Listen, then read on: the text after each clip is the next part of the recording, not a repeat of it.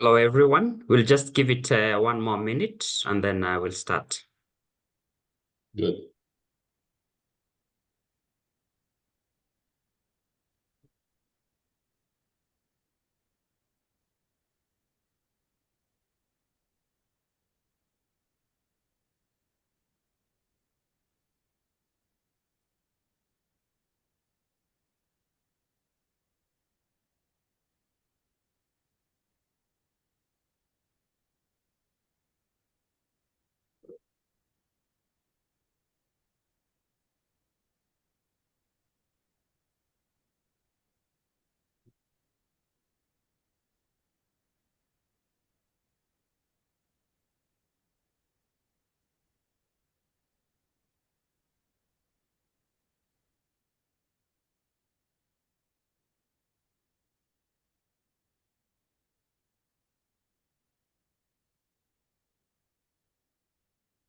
Hello again, everyone. Good morning, good afternoon, good evening, depending on where you are. Thanks a lot for joining this second session of the Frontlines Learning Exchange Flex series. My name is Jose Kamanda. I'm a researcher at the International Water Management Institute, focused on innovation scaling and agribusiness acceleration. This series is a learning initiative of the Fragility, Conflict, Livelihoods and Water Research Group at IWMI, at the International Water Management Institute. In short, we call it FLOW. And it's anchored within the area of work, which is referred to as the Future Food Systems Lab in the new CGIAR Food Frontiers and Security Program. The CGIAR has been through a transition phase from last year, moving from the initiatives to what we call now the science programs. And this is a new portfolio from now up to 2030. So this series aims to deepen understanding of innovation development and scaling in contexts that face instability, resource scarcity, and the aim is to, foster effective, inclusive, and resilient implementation practices in these contexts. And at the CGIAR, we see innovation scaling not simply as, moving fast to reach numbers, but it's about systems change. So it's deliberately designing and supporting processes that and partnerships and systems that enable innovations to deliver meaningful impact at scale, over time, and in diverse contexts. And specifically for fragile and conflict-affected contexts, there are quite a number of issues around scaling there. Social contracts may be weakened, markets may be disrupted, institutions may be under strain, and there are various risks, either operational, reputational, or others that could be amplified in these kinds of settings. So today's session is entitled Scaling That Works, Innovation and Adaptation Pathways in Fragile Contexts. And here we will explore what are these challenging issues around scaling in these contexts, and what are tailored strategies and support functions that can enable innovation development and scaling in these kinds of settings. So we will share real-world insights and lessons on barriers and enablers for innovation development and scaling in these settings. We will explore some practical experiences in supporting innovation in these settings, based on experiences from large development organizations, from small SMEs, from humanitarian actors, from research organizations, and so on. And hopefully we'll be able to identify ways in which you can better design, finance, and support adaptive scaling in these kinds of settings. So we hope that today's dialogue will help us learn from one another and strengthen the field's ability to deliver impact where it's most needed. With those few framing remarks in mind, I'm delighted to introduce our keynote speaker, Utsav Kharel, who leads the Somali Response Innovation Lab. The Somali Response Innovation Lab is anchored within SomRIL, and he'll say more about SomRIL and about the Somali Response Innovation Lab. Welcome, Utsav. Thank you, Jose. Hello, everyone. Let me quickly share my PowerPoint presentation so that I am in line with the whole structure of the session. Can anyone confirm if you can see my screen? Yes, I can. Okay, once again, hello everyone. As Jose mentioned, my name is Utsav. I currently work for the platform called Response Innovation Lab in Somalia. So I've been leading this platform since the last 2 years. So the first question I'm sure you all have in your mind is, what is Response Innovation Lab and how it works? So it started back in 2015. I'm sure like many of you remember, there was a massive earthquake in Nepal. And at that time, World Vision, as one of the members, was leading a huge humanitarian response program. And during that response program, World Vision realized that we tend to talk to the usual actors like the government, the civil societies and communities, but we tend to leave some of these non-traditional actors like the startups, the innovators, the academia, and so on and so forth. So it started the entity called Nepal Innovation Lab back in 2015. So the whole idea was, how do we bring both the traditional and non-traditional actors together and try to understand the bigger scope of the humanitarian challenges we all are facing, and then try to find solutions together. So from that experience of Nepal earthquake response, World Vision started to collaborate globally and created this global collaboration or the initiative called the Response Innovation Lab. So it's a multi-agency led humanitarian platform where some of the members are Save the Children, World Vision, Oxfam, originally George Washington University, and a UK-based NGO called Civic. And now in the platform, we also have the Danish Refugee Council as a global member as well. Since it's a global initiative, not a legal entity, so one of these members hosts the platform in different countries. So you can see the footprints here, like from Uganda to Syria and other places. So, for example, in Syria, we are hosted by World Vision. In Uganda, we are hosted by Save the Children. In Gaza and Iraq, we were with Oxfam and so on and so forth, right? And as Joseph mentioned, that we are hosted by a consortium of 8 NGOs in Somalia called the Somali Resilience Program, which is a multi-year, multi-sector resilience program since last 10 years. So this allows us to have this unique advantage to quickly identify the challenges, try to find the solutions, and pilot with one of these agencies. So that allows us to be more neutral as well in this particular space. So in terms of our approach, one thing people tend to perceive us is, we have a physical lab and we do a lot of experiment, right? Because sometimes the word lab is misleading. But from our experience, what we realized over the last few many years was that you do not need another humanitarian lab to solve some of these pressing problems. Every humanitarian agency, should come up with their own water filtration system, because the innovators out there, the private sectors, are really, really in a good position with the right caliber to do so. So how about we broker the partnership between the humanitarian world and the private sectors and innovation world? So we do a lot of matchmaking and brokering in this space. So our approach has like 4 pillars. We first call is a convening, where we bring people together, try to unpack challenges by bringing different actors in the ecosystem, right? And once these challenges are identified, then we matchmake the problem owner, most of the time from the humanitarian space, and the solution providers we scout either from the community or from different solution provider pools. And then the third piece is all about co-creation, because this is the 2 different worlds coming together, a huge giant bureaucratic world of NGOs or INGOs and a small nimble agile private sectors of the startup coming together. So how do we make sure that the private sectors, the innovators, also retain their IP at the same time they are paid in time, some of those milestones are well defined, and the humanitarian world also can use their resources more strategically to cater more with less. So that's our co-creation pillar. And the final one is, we call it evidence, because it's really important that we record a lot of evidences so that we can create this strong pathway for the business model so that we can scale these innovation.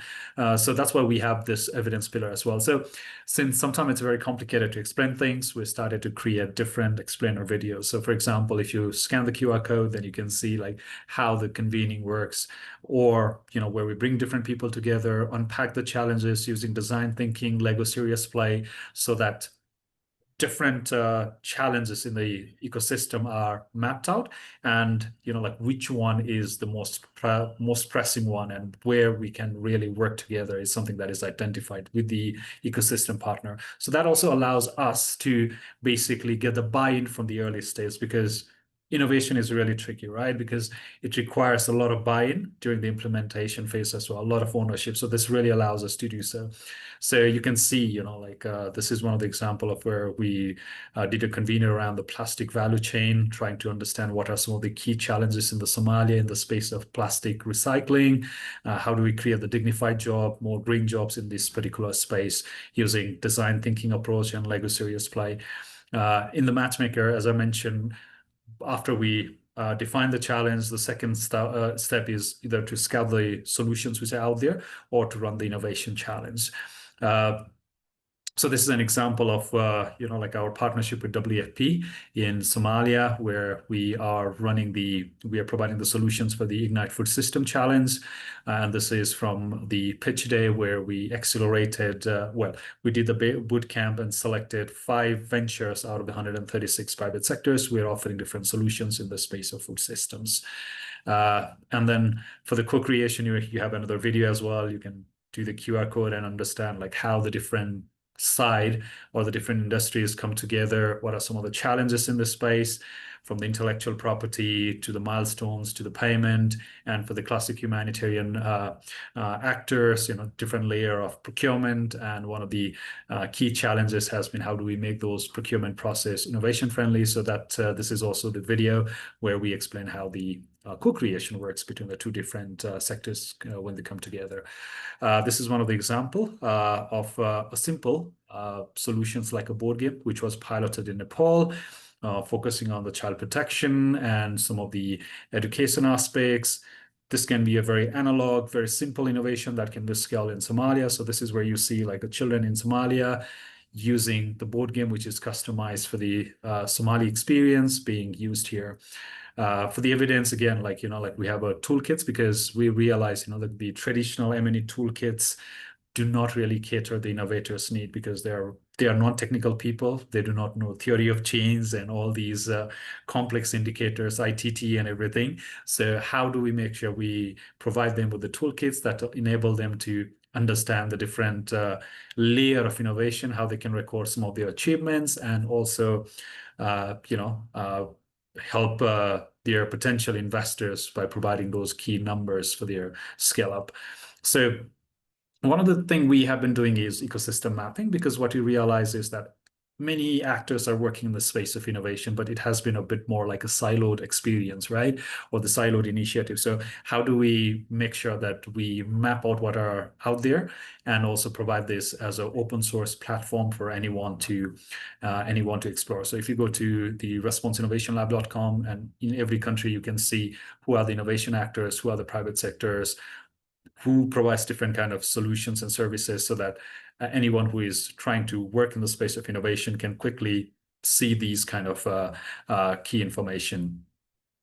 We do a lot of relationship mapping as well, and the startup ranking, because what we realized is when we're doing ecosystem mapping, then we met this really amazing entity called Startup Link. So Startup Link maps out the ecosystem from different countries, from Silicon Valley in the United States to Frankfurt to Nairobi to other exciting countries, and to publish the top 100 ecosystem around the world for the startup. So in 2021, they were looking for data from frontier economy, and we said, like, we have a data from Somalia, which is super exciting, and we're happy to share those data with you from our ecosystem mapping, and you can use that hopefully for ranking.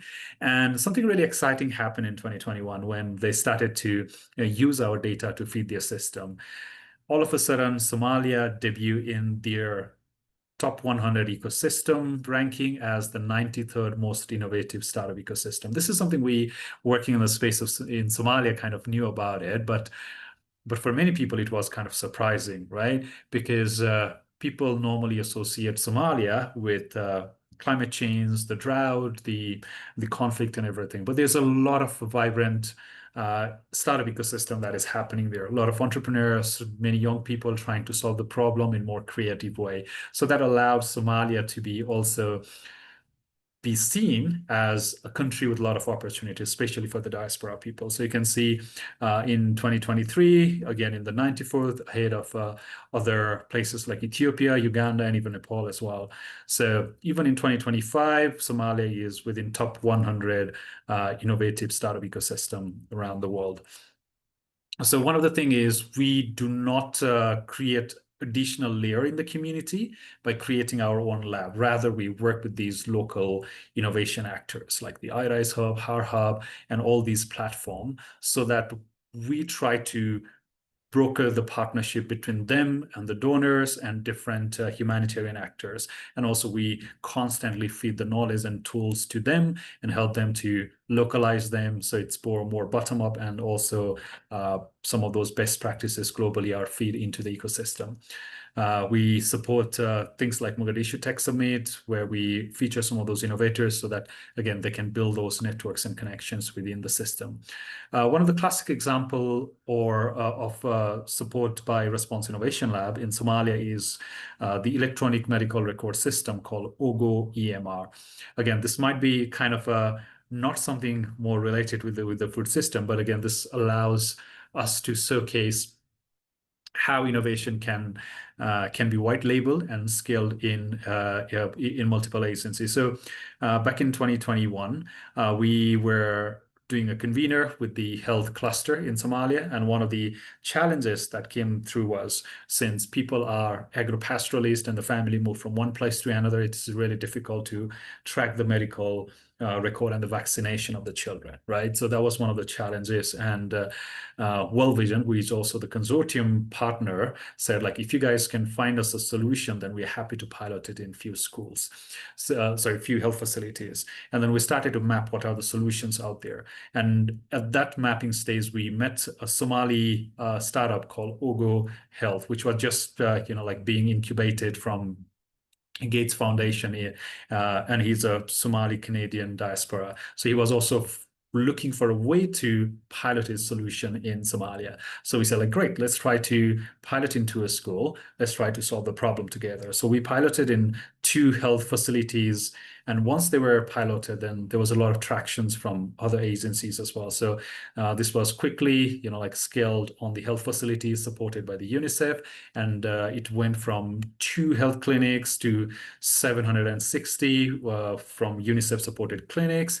And now it is being also added into the World Bank project in Somalia. So this is an example of, like, innovation does not have to be,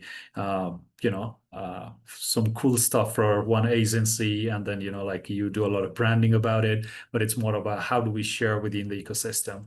So some of the key highlights we wanted to share was, like, right now we are running like 9 significantly big pilots in Somalia this year. So 2 is more around the circular economy and green jobs and the plastic recycling, 2 around the innovative financing, and 5 around the food system challenges in Somalia.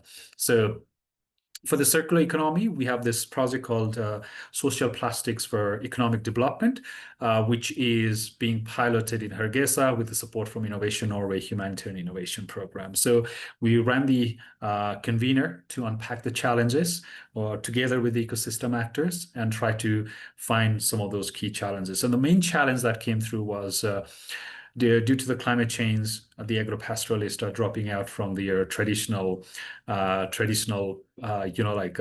occupation, right? And they're looking for alternative jobs. But the ecosystem for the plastic recycling is also very fragmented, and the most vulnerable people are working in this value chain. So how do we try to come up with the market focused product so that it's not just a solution which looks more fancy, but it has a strong business case, but also how do we provide this dignified alternative livelihood opportunities for the people working in this value chain. So we have started to collaborate with 2 major actors in this space. One is called Ecoplastic, who designs and produces the plastic bricks made out of the recycled plastics and also employs the most vulnerable communities. The other one is actually the plastic producer themselves, who said like we will be pivoting 30% of our manufacturing inputs to the recycled plastic pellet. So this is two way of doing things in more exciting way here. And then the other one is we are doing the project with so we're doing a project funded by Innovation Norway, Humanitarian Innovation Program, looking into the alternative financing instrument in Somalia. And one of the things what we realized is some of the challenges were really, really interesting. So there were two sides of the challenges when we were trying to look into this particular problem. So one is the startup led by female are struggling to access the capital to expand their business, to grow their business, which is a classic challenge in many cases. But at the same time, the diaspora are struggling to make an investment in Somalia, right? Because they wanted to invest back in their countries, not just supporting their friends and families through remittance, but also want to make some tangible investment, but they are struggling to find a reliable investment there. So this is where we started to create a diaspora investment shop through our partner called Below Capital. So the whole idea is matchmaking the like someone who is looking for capital and someone who is looking for investment. So this is also something really exciting that is happening in the space of Somalia. And one of the really exciting thing we are doing is we are implementing the Ignite Food Systems Challenge for WFP in Somalia. And this is where we are looking into some of these agro-pastoralists in the food systems who are impacted by the climate change, and they are also struggling to find the market access. So this is where we ran the innovation challenge after running the convener, trying to unpack the challenges within the food system in Somalia. Also, the multiple layer of challenges were also underpinned by the aid diversion issues in Somalia. So how do we make sure it's more open and transparent humanitarian solutions to the communities? At the same time, we support the food system ecosystem in Somalia. So that led to the whole innovation challenge we ran, where we received really promising 136 different kind of solutions. And then we tried to long list them to 20. We ran the boot camp so that these innovators are really great at solutions, but sometimes they are not good at storytelling, not good at the business model, explaining the business model. So we help them to refine those things, and then they presented their solutions to the broader ecosystem to inspire them as well, to showcase some of those solutions.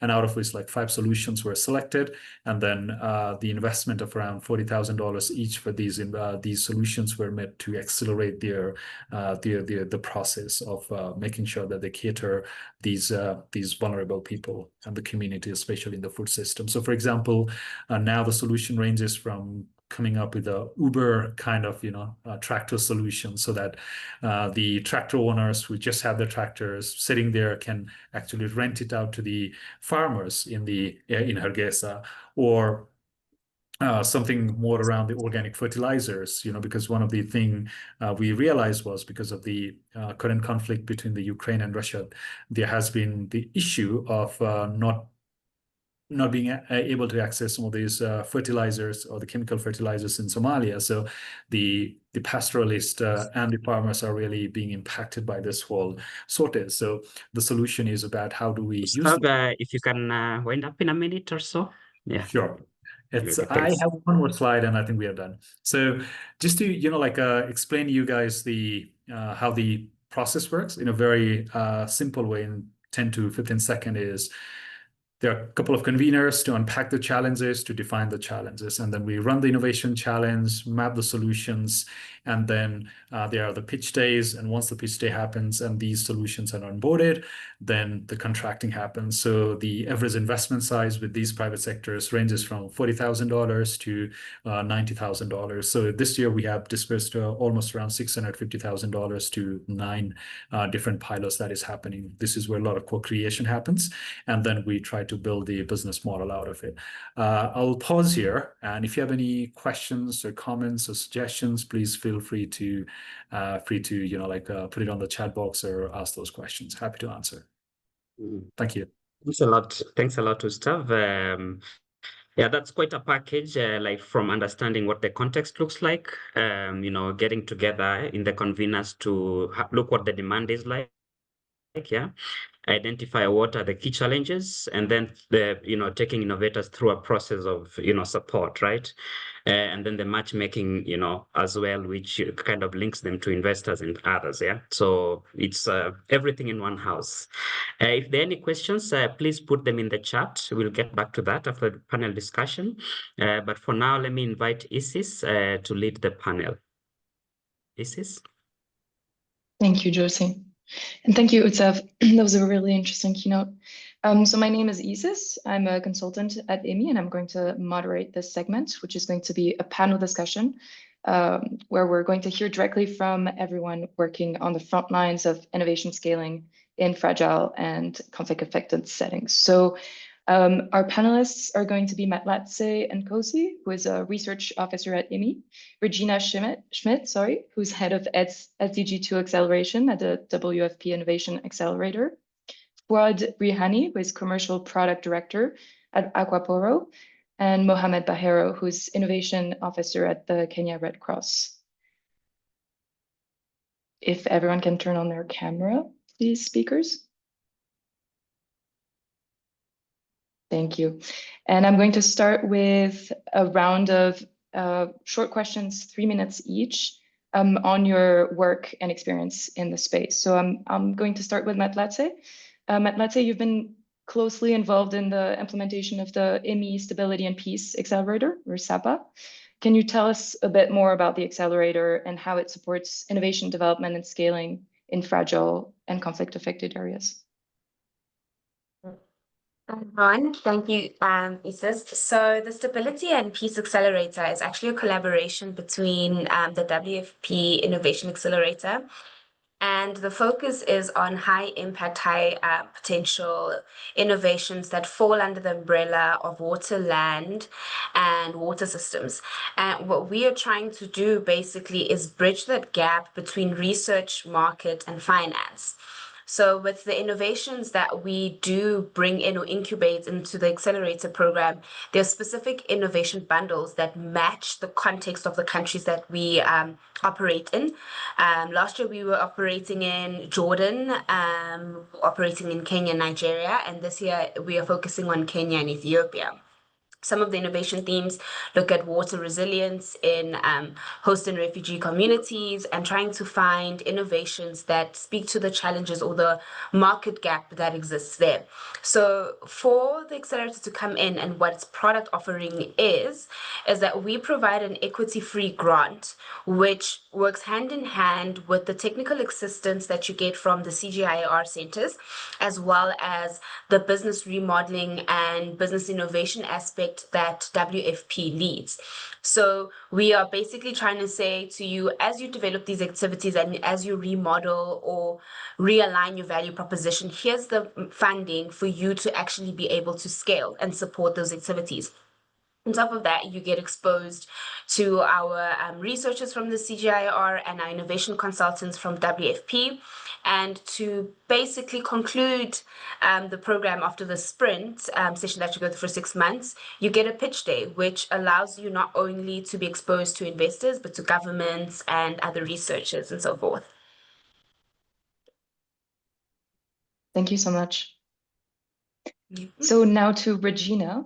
Regina, through your work on SAPA, the Stability and Peace Accelerator, and your broader acceleration work in general at WFP, you've supported many innovations. So from your perspective, what defines a successful scaling journey in these environments, and how important is context-specific support along the way?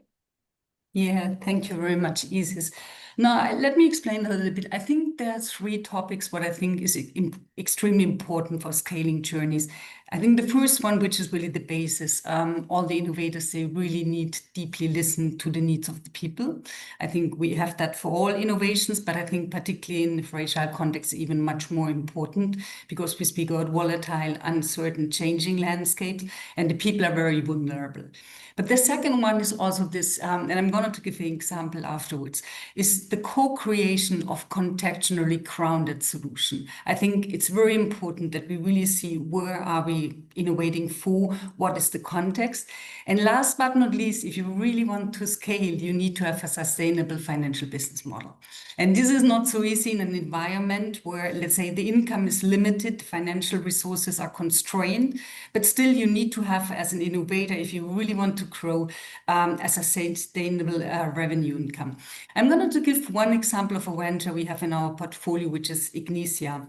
The problem is weather forecasting in West Africa is very difficult because due to the tropics, the accuracy level of the forecasting is around 30%.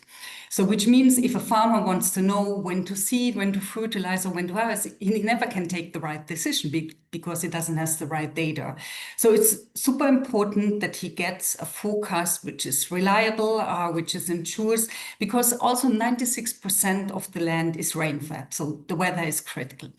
Now, Ignitia, they have developed hyperlocal weather forecasting based on predictive AI, satellite data, all amazing. Now we have all this big data, but how do we bring them to the most vulnerable populations? Because let's say the people, the communities, the World Food Programme is serving, they are really the vulnerable farmers. And they have spent quite some time to think about which communication channels they can use. And at the end, they came up with, we can use SMS with up to 7 words. And that still works in an environment where, let's say, connectivity is weak, where people might not have all the best literacy, where we also don't have the smartphone penetration, but still they have found a communication channel which reaches the farm and they are able to get the information. And that varied depending on the country. And I think this is quite important, that whatever you do, really contextualize it and also think on the financial business model. The financial means are limited on a daily, on a weekly basis. So how can you do, I don't know, pay-per-use model we have set up, asset-based loan models, if you really target the individuals based on the available income they have. So I think these are the 3 points. They're even more demanding in a fragile context.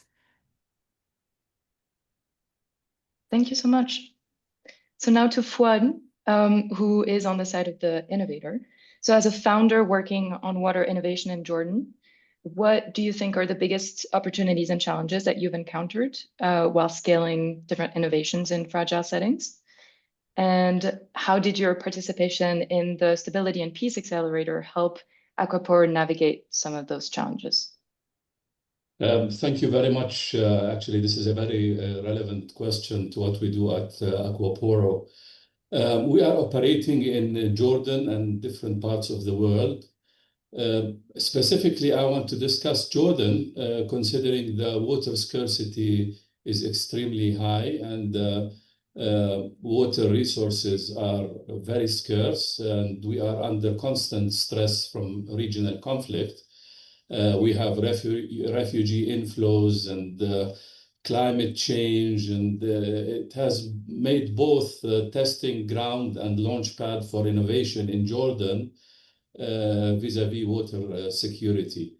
At Aquaporo, actually, our innovation was designed with scalability in mind, both technically and socially, which is very important for the context that we are discussing. By offering a modular climate resilient water harvesting units, we enable deployment in highly localized setting, be it refugee camps, whether it is clinics or schools and what have you. So the opportunities, the biggest opportunity, to be frank with you, is the demand for water. And considering that we provide water from the atmosphere with the ALMA process that we have, which is atmospheric water harvesting, the urgency for alternative water sources in Jordan is real, and it's growing across households, farms, I don't know what, hospitals, schools, and what have you. So basically, our devices run economically because Jordan has a low relative humidity, which is exactly what we designed our devices to do, to work in these areas. where most water tech companies fail to kind of work in low humidity areas. Also, another opportunity is that we have seen openness from NGOs, government bodies, considering the circumstances, and donors to pilot something new, especially when conventional water infrastructure falls short, to be frank. So we embed the water security, which is another opportunity we feel, in multi-sectoral programs like education, like wash programs and nutrition, etc. And frankly, Jordan has a vibrant entrepreneurial scientific community, which makes it easier to find talent. Now, the challenges, this is as far as the opportunities that I can think of. The challenges really are many. One of the toughest has been navigating fragmented policies and slow procurement cycles. Whenever there's a crisis, you believe that people will rush and put orders and work with the startup companies to kind of, be careful about, how they proceed with the startups. But on the contrary, they don't do that. It's very slow, long timeliness, and rigid specs really can stall progress. And hence, you can see that the cost of building machines in this part of the world is not feasible, because still the tax systems and the entrepreneurial policies are not very well mature. And of course, this is another important point for our devices, which is energy. We have optimized our systems so as to use solar power and hence minimal energy consumption. So we have designed and built our system to be self-reliant and solar adaptable. Another real barrier is skepticism. In a fragile context, people have seen too many technologies come and fail. So you have to prove reliability, and which we have done in Aquaporo. And the fundraising hence becomes a bit distracted, because again, people vis-a-vis new technologies are a bit skeptical. But in the States, fundraising has been easier, and people do understand and comprehend atmospheric water harvesting in a much more mature level. Another problem we have is the extra awareness effort that we have to put to improve uptake within the communities. So to co-own deployment and the problem it solves. We adapt not only a hardware, but also we train, support, empower local actors to manage the systems themselves. And it is, you take advantage. It's not easy to always find NGOs, a community-based organization or a women's cooperative to adapt our system and adopt it. So this is becoming a challenge as we go along. On a final note, SAPA helped Aquaporo. It was crucial for us to understand that we're not just a technology company, but we are a system actor. We align our model with the needs of fragile settings. Systems, actor means recognizing that innovation does not succeed in isolation, and this is very important. It needs to work within the influence of the broader social, political, economic system it touches. This includes water access, supply and demand, stakeholders, scaling, and what have you. So stakeholder engagement is important. Adaptive scaling is also important. And of course, positioning within resilient building frameworks. We have learned, honestly, that to have a better position for our technology within a larger development and humanitarian agenda, we believe that the food, water, energy nexus should be combined in a sense that we have a long-term resilience.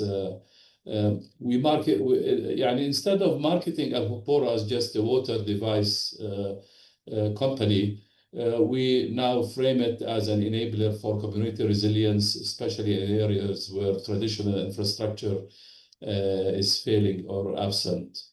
So yeah, in fragile settings, as a closing note, in fragile settings, innovation alone does not scale, systems do. So SAPA helped Aquaporo find our role within those systems, and Jordan continues to be our proving ground for what works when water becomes a lifeline, not a luxury, really. So this is it. Thank you. Thank you. I think you've cited all of the points that I wanted to include in my next question, so thank you. So we're going to go to round 2, which is going to dive deeper a little bit into the systems, the support and the co-creation. So I'll go back to Mahlatse. So based on the work of SAPA across different fragile and conflict-affected contexts, what are some of the core lessons that you've learned around innovation, development, and scaling? And what surprised you the most about the enabling or disabling conditions and the roles that different actors played? I think the first one. And please keep it to 3 minutes. Sorry. Okay. Quick and dirty. So the first one is from the financial support perspective. So another accelerator that I worked on, we would provide the technical assistance first, have a pitch day, and then we'd give out grants to the best pitch, basically. But when we flipped that model around with SAPA, it actually, it kept the innovators more motivated, they were more aligned, and they had the funds to support their activities and also support their implementation. So that's one of the biggest lessons that I learned, that you cannot necessarily scale if you're not giving an innovator or a business the tools to be able to scale. Technical assistance and business remodeling on its own is not sufficient, you know? And another component of SAPA is the innovation packaging and scaling readiness workshops that we do. And that allows innovators to engage with different stakeholders, you know, whether it's government, whether it's research, whether it's the private sector. And that exercise actually builds a sense of ownership, because when you're scaling in FCAs, those are innovations that are context specific, that are meant to build resilience and sustainability and address a specific challenge that cannot be addressed by a government, you know, because of the state of the political state or the fragility that they're affected by. So being able to assist innovators create their own community that allows them to gain a broader ownership of scaling that innovation was one of the other bigger lessons that I learned. And just going back to what surprised me the most is that, funny enough, in FCAs, the informal market is able to strive. And the reason why it is able to strive is because those innovations provide a livelihood benefit. So if there's a direct benefit for you as an end user, then you'll make sure that that system works to some degree. So yeah, thank you. Thank you so much. I would like to apologize to Mohamed. I'm so sorry. I completely forgot to ask him the first question. I have COVID brain. So Mohamed, I'm so sorry. From your position as user and at the Kenya Red Cross, you've seen many innovations come through. So how do you determine whether a new innovation actually fits your operational realities? And what helps you build trust in new tools, especially when the stakes are high? Okay, thank you. And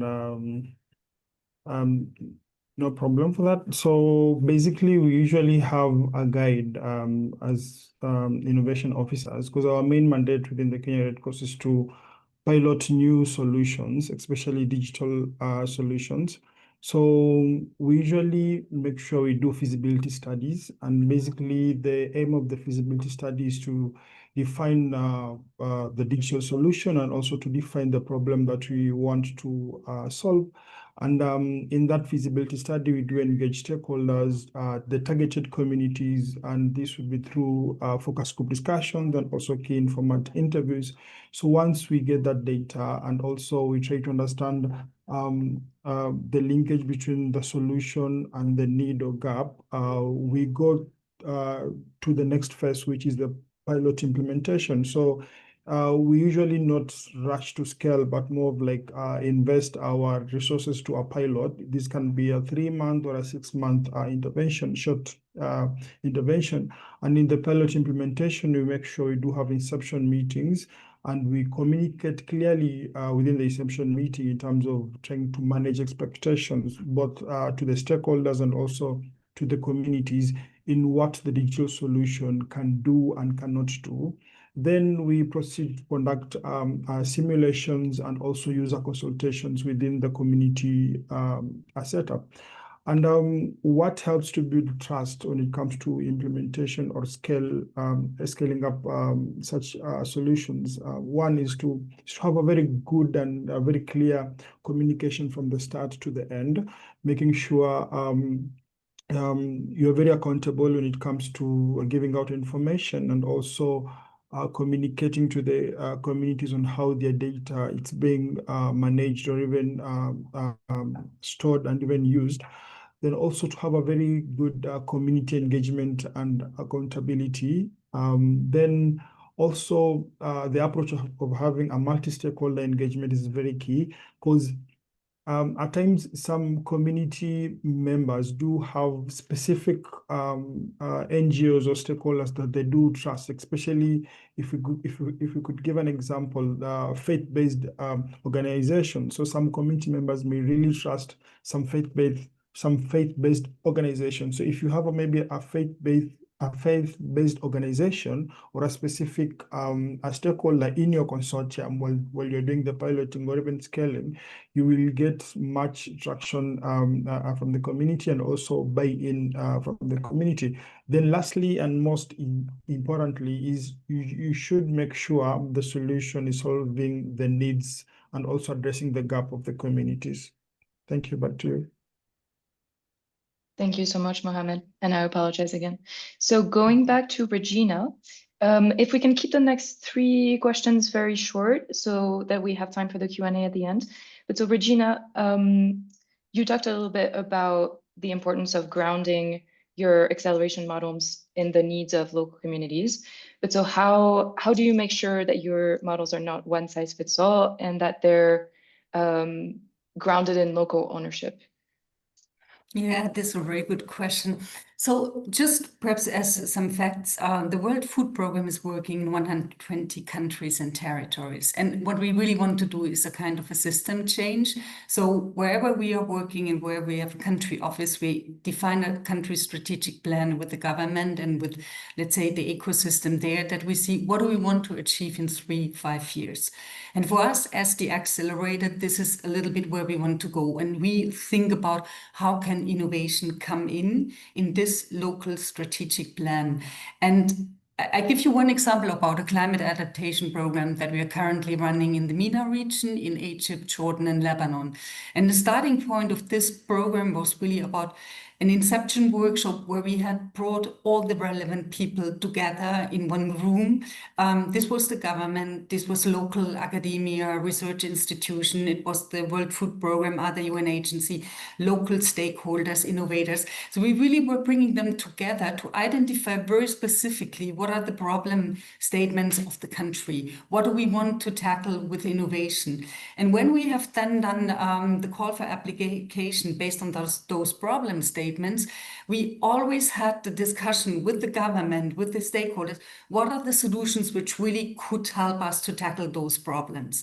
And now we're piloting them on the ground. Whatever solution that we onboard in our program needs to be matched with the country office. So we need to have the local buy-in of someone who will say, okay, this is a solution where we believe in that could help. And those innovators need to prove that they have done the empirical research to understand what are the specific needs of the people on the ground, of the communities.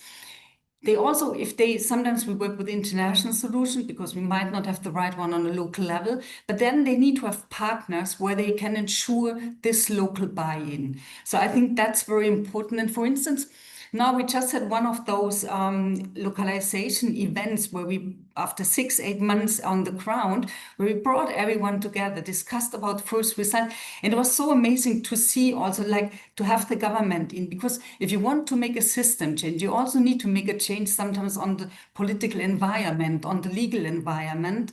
And if you have the right people in the room, that's just much faster. If you have the research institution, they can complement with their insights. So whatever we do, we really bring together different stakeholders, and then we see, okay, you really can move ahead because you might have the people in order to open the doors on a medium and long-term success.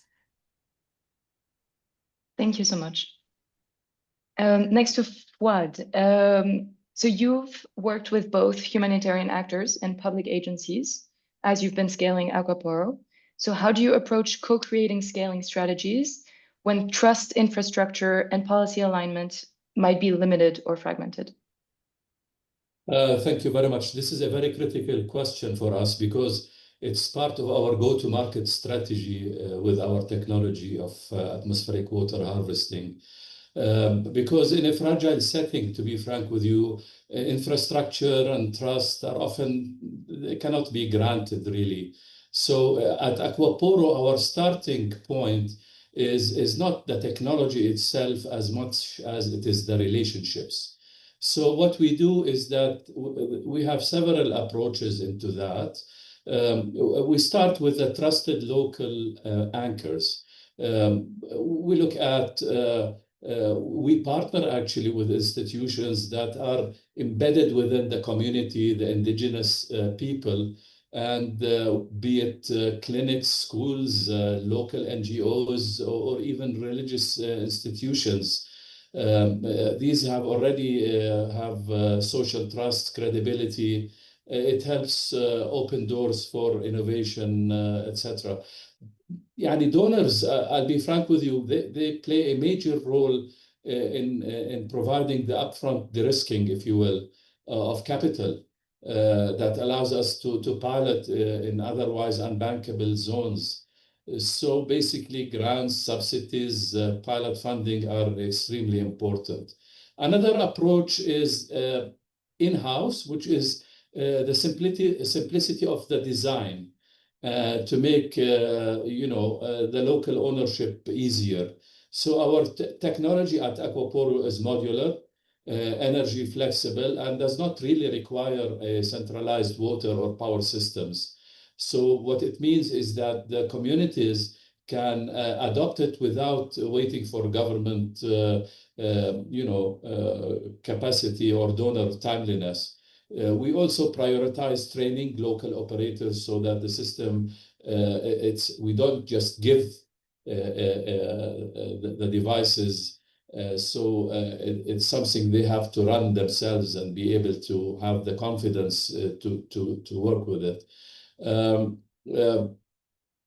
We have built the systems, again, this is internal. We have built the systems to integrate into decentralized support structures requiring minimal training and enabling local stewardship.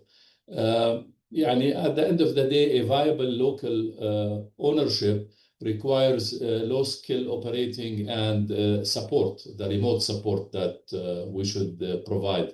So we train the operators and making them not just users, but we want them to maintain and advocate the systems themselves. So we build repeatedly. If you can conclude now, because we want to have a little bit of time for the Q&A. Is that okay? Yeah, sure. Thank you. Listen, humanitarian actors are often quicker to adopt and deploy in emergencies. Long-term sustainability usually needs government buy-in. So we try to align both by demonstrating early impact through NGO partners, then using those pilots to engage ministries, utilities, and municipalities. So that's it. Thank you very much. Thank you. Collective action. So now to Mohamed. You've worked with many tools, including forecasting tools like the conflict forecast, which was a tool that was part of the Stability and Peace Accelerator. So how do you make sure that these kinds of tools are used responsibly so that they actually reflect realities on the ground? And what are the risks when there's a disconnect between tool design and field realities?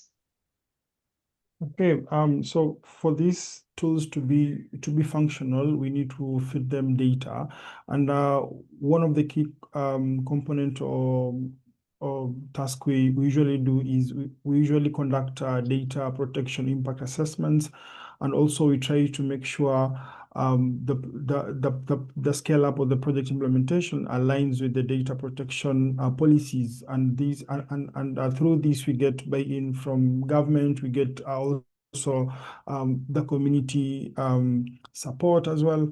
Then secondly, when it comes to AI-based solutions like the conflict-focused app, we really try to diversify the different data sources. Like we try to also make sure like we incorporate indigenous knowledge that has been verified and put into data structures that can be fed into such AI models. And lastly, feedback loop is very important when we are trying to pilot or even scale such solutions, and the feedback from community and stakeholders to be inputted back into the solution, and we going back to the drawing table and try to modify the solution based on the feedback from community and stakeholders is very important when it comes to scale up or even the pilot implementation of such tools. What can go wrong? One, we may end up having no ownership of the solution or poor adoption of the solution in the communities. Secondly, resource wastage, basically time, money that has been invested in that particular solution can go to waste if this solution cannot be owned by the community. Then thirdly, there's that breakdown of trust from the community members if a certain solution does not align with their needs. Then lastly, system misfit, and basically if there is that no connection, the system may not be able to integrate with existing platforms or solutions that are there in the community. Yeah, back to you. Thank you.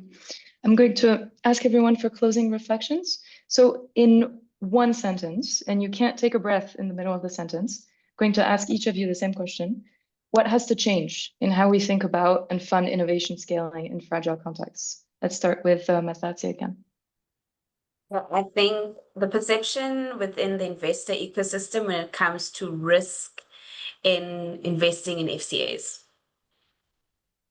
Perfect. No breath. Thank you. Regina.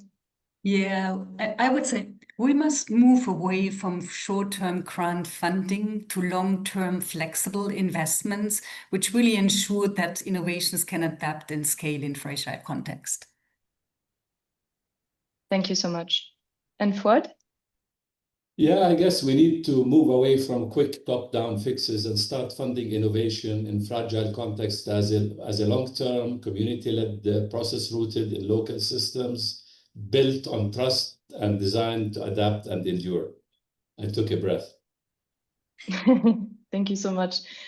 It's allowed. Well, yeah. And Mohamed, finally, as a user of innovations. I think we must prioritize the special aspects of such solutions or needs when it comes to funding. Thank you so much. Okay, now we can move on to the Q&A. I'm going to leave just 1 minute for everyone to write their question in the chat if you have any.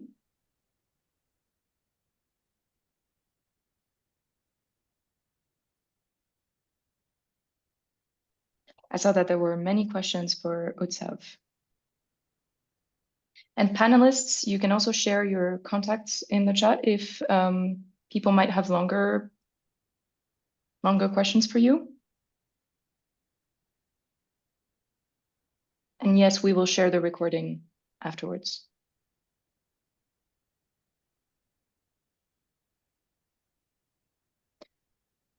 Okay. If there are no questions, thank you, Mahlatse. If there are no questions, I'm going to hand over to Josie for his closing.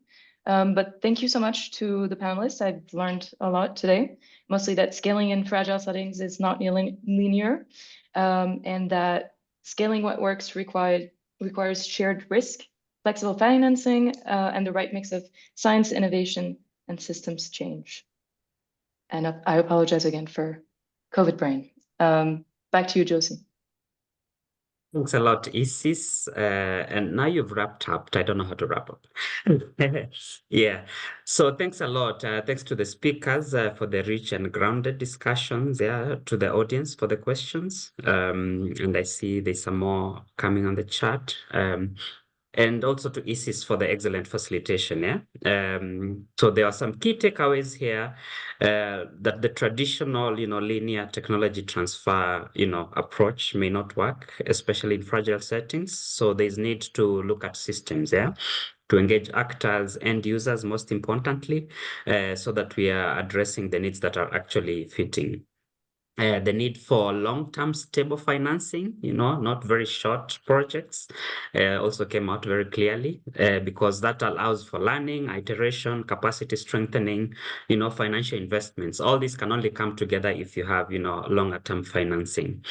So the conversation doesn't end here. We look forward to having you again in the subsequent Flex series.